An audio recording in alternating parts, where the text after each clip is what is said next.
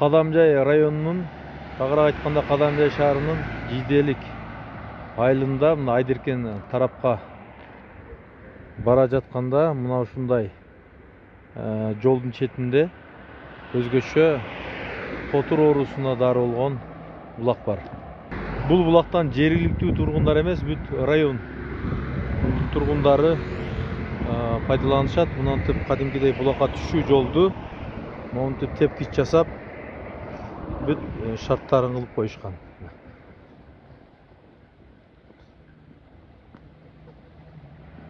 Ондай кылып бул жерде мына жер астынан ушинтип булак суу сагып турат.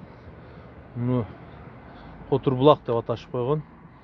Анткени бул булактын суусу котур оорусуна, ашказан ичек ооруларына аябай дары жок кылууга абдан чоң жардам берет дейт.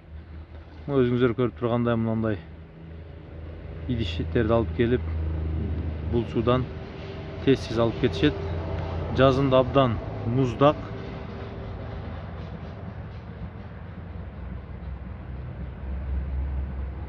Үйүнө алып барып жуунушат.